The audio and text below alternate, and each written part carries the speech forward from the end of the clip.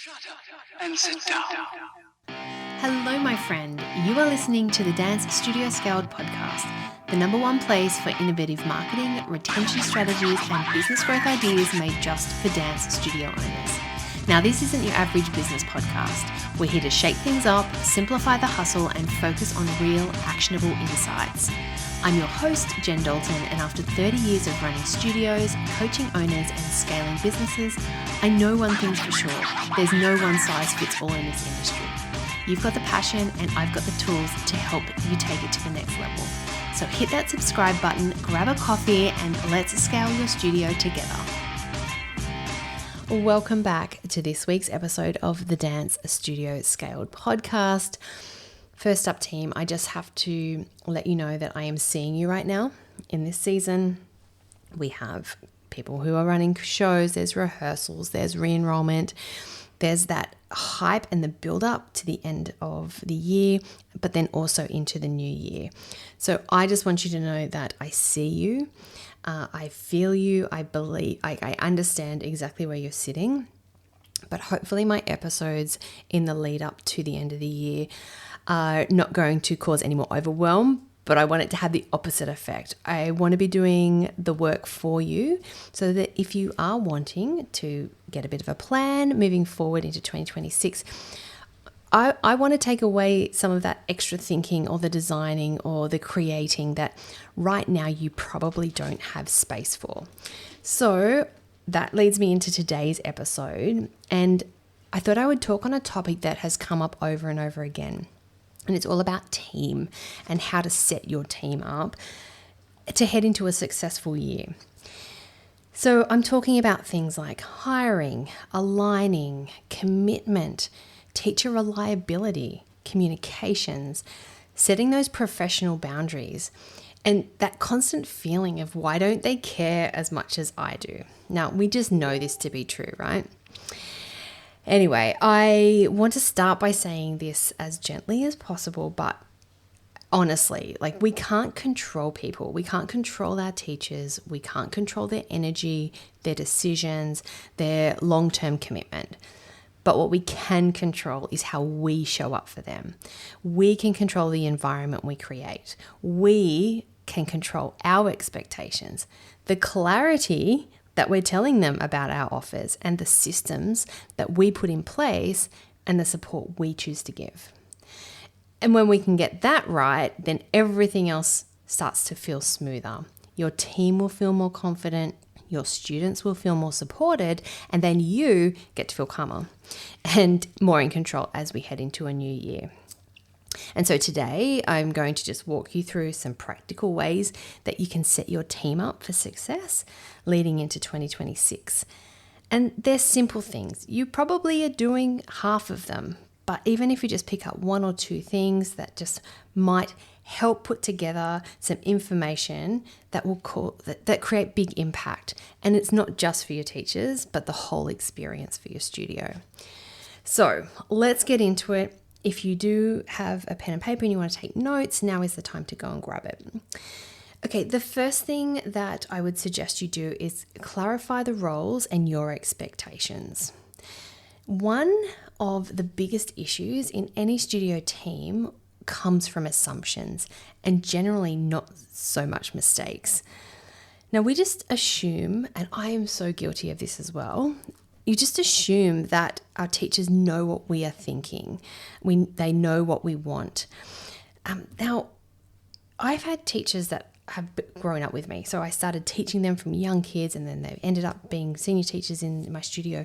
And they still weren't completely mimicking the way I ran a class and the way I would speak and the starting and the finishing. I just assumed that because they'd been with me for all those years that they would just know that that's what I wanted. But that was a wake-up call because they didn't. And it wasn't until I made it clear that they then, oh, okay, I didn't actually realize that. So that's a real biggie that a lot of us do take, and it's worth just reassessing. So making sure for next year that your teachers, they not only know the classes that they're teaching, but the children in it, the behaviors in it. If, we know we know the personalities generally in the classes. We know there are some who can upset the dynamic in a class. If you can give your teachers the heads up, that's going to be really helpful. And then leading in, you can then tell them what you expect around behavior management and how you want them to deal with that. You can talk about how their classes should run. So again, I was really specific with how I wanted my classes starting and how I wanted them finishing. And I was also really specific about language and the conversations that they needed to have when they were teaching. The next thing you want your team members to know is how they can communicate with you and what to do if and when there's a problem, and their responsibilities before and after class. So that one's a big one too, because I was very specific in the time I expected them to arrive before class, but also that I expected them to be prepared. Because again, a learning lesson that I went through, a pet hate of mine was seeing teachers scrambling for music once class had started, or that marking choreography in class because they're trying to make up some choreo to go with the music, so they're not prepared. So I just made it very clear to all my teachers every time we'd have a training that this is what my expectations were. And I actually don't see this as micromanaging. I see this as leadership, because once they were told my expectations, I then left it up to them to make sure that it happened. Clear expectations will just create more confidence for your teachers. And then when they walk into term one, they're not going to be left guessing, or you're not going to be stressing about, are they running those classes the way you want them to? Okay, the second thing is to make sure that you share your vision and your priorities with your team. So teachers can't support a vision if they've never heard what it is or that you've never shown them. So I suggest that you take some time to share what your focus for 2026 might be, what you're intentionally improving, what success looks like for the studio, and probably most importantly is what role each of them are going to play in that success.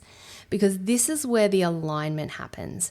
Most teachers, they want to contribute, but they just need you to tell them how. And this is also going to strengthen your culture, because when teachers understand your priorities, then everything they do in the classroom will then become more aligned and more consistent. Okay, number 3 is making sure that you've got all documentation and information updated. So this is just going to make life easier for everyone. It may be a bit more work at the beginning, but something that needs to be tweaked. Make sure your team has access to, or you talk them through, your 2026 teaching handbook, what your studio policies and procedures are, what your calendar looks like for the year. Are they blocking in? Can you tell them when the concerts are, when rehearsals are, exams, the comps that you've got planned? Let them know so they're in their calendar as well. Any teacher meeting dates or training commitments. So again, if you've been in my world for a while, you know how much I just believe that we give, the more information we can give them, the more likely they are to turn up. So if you can give your teachers the dates of trainings or meetings in advance, then they're more likely to turn up. And of course, and importantly, like safety guidelines, so expectations about what happens if someone hurts themselves or if they need to access the first aid kit, things like that. When everything is written, when it's accessible and up to date, then your teachers will feel more prepared and supported. And this also avoids that constant quick question when they run up to you and just draining time that you don't have. Okay, number 4 is booking in your teacher training or a meeting before starting back. Now, this is ultimately to get everyone on the same page. And I know logistically this can be tricky depending on everyone's circumstances and situations. So it may be an in-person thing, it may be an online thing, it might be a quick check-in, or it might be a long 4-hour plus meeting. However this looks, I just really suggest that you dedicate some time to go over things like classroom management, your expectations, how to welcome and support new families, like the tone and the values that you want in every class. probably one of the most important things is that the plan that you have for the first week back in the studio, because it's hectic. And I know for us that those first probably 3 to 4 weeks, it was all hands on deck, because I had every teacher that was available, all the student teachers, everyone was in the studio, because we had a lot of new families coming in. We had children trying new classes. We had current children trying different styles. There were people there to buy uniforms, and there was a lot happening. And so I had all of my team knew what was expected in those first couple of weeks. And I could literally just be in the waiting room, and I could point to a teacher and say, could you go and assist so-and-so upstairs in the upstairs studio? She needs a hand, or there's extra kids in there, so you go there. Or I could point to someone else and say, this family's looking to get fitted for uniform. Could you take that? And so it was just this, it was hectic, but it worked because everyone knew what the role was. And that moves on to like the communication, like how is the communication going to work?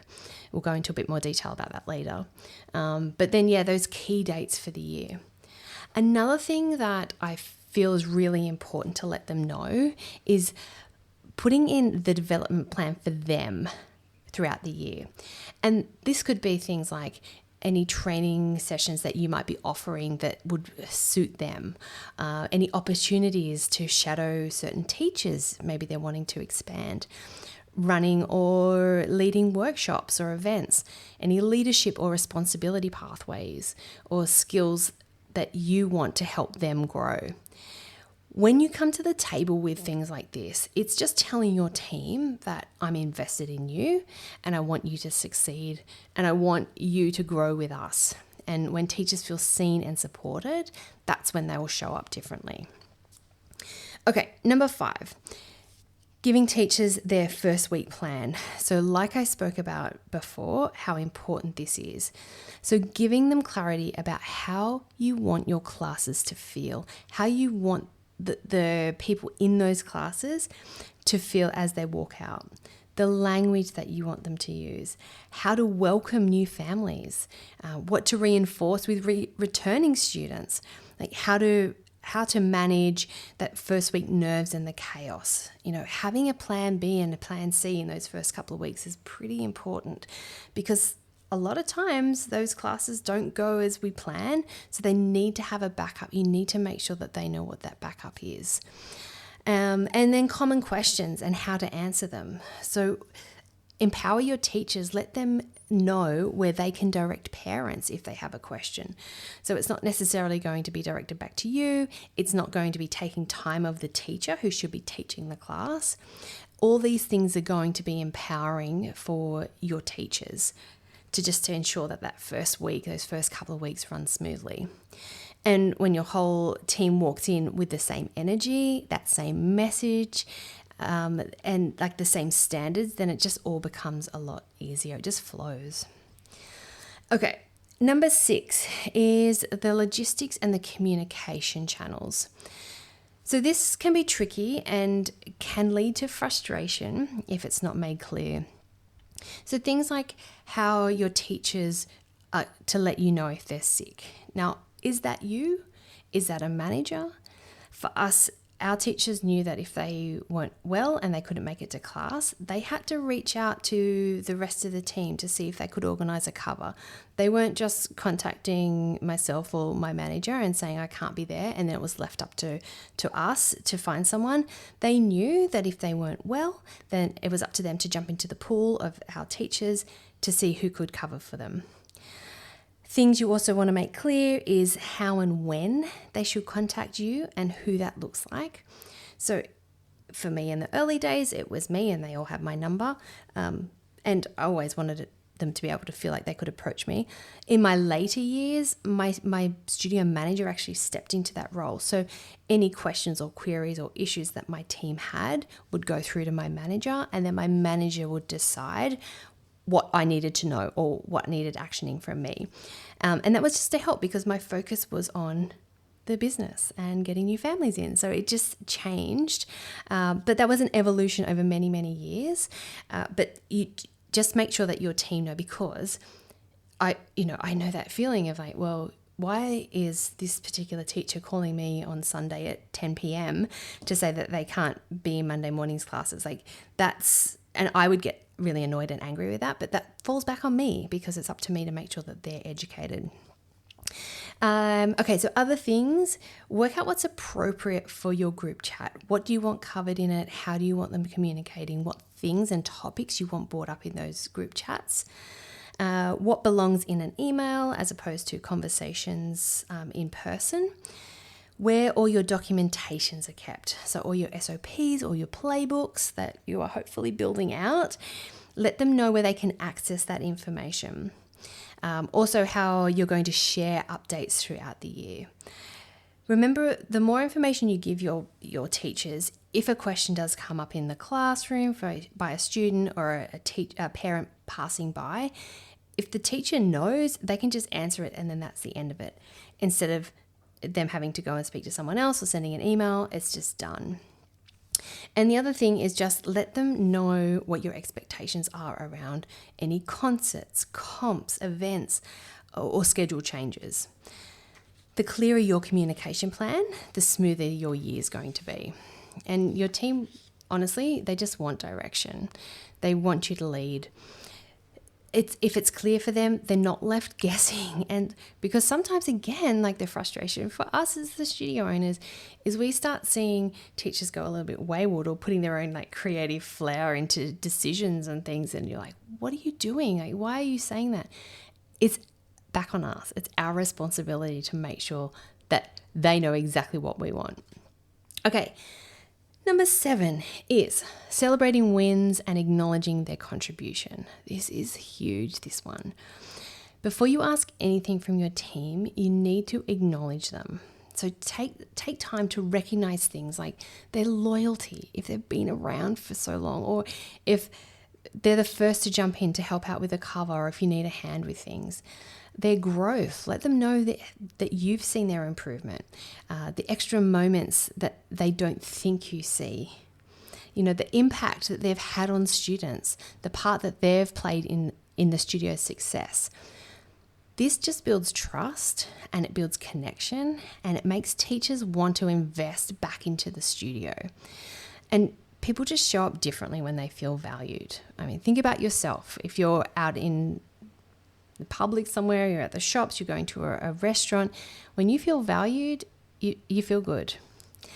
Okay, and finally, the last one is to make sure you are open to questions and feedback from your team.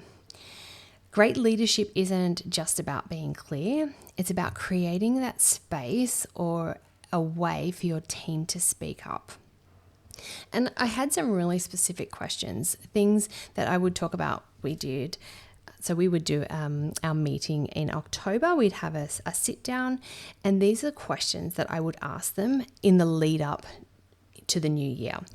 So the first one would be what do you need more support with? What feels unclear going into next year? What processes do you feel could be improved? What do you love teaching most? And are there areas that you'd like further training in? So your teachers have insights that you don't know about or you can't see. And so giving them a voice will then build that little bit more ownership and commitment.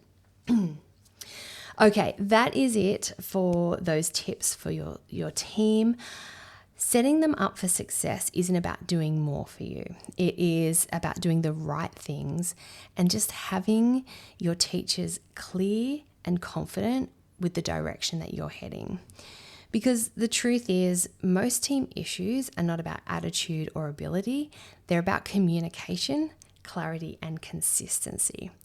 And those are the things that can be the difference between a make and a break of the success and your stress levels within the studio. When you are leading well, when you are clear, when you create a supportive environment, then your team rises with you. And that's what sets your studio up for a really strong and calm start for a new year. All right, that's it for now. put these steps into place when you do get a bit of time. Give your team the foundations that they need, and give yourself just some time and some ease to walk into the new year feeling a little bit lighter and more supported. All right, everyone, I'm going to leave it there. Thinking of you right now, knowing that you are so close, and always here for you. Anything you want to ask, please reach out in my DMs. Thanks for tuning in to the Dance Studio Scaled podcast. Now, if you enjoyed this episode, be sure to hit subscribe, leave a review, and share it with other studio owners who would love it too. And let's keep the conversation going. Follow me on Instagram at Jen Dalton for more tips, insights, and behind-the-scenes moments to help you simplify and scale your studio. Until next time, keep dreaming big and taking action. I'll see you back here soon.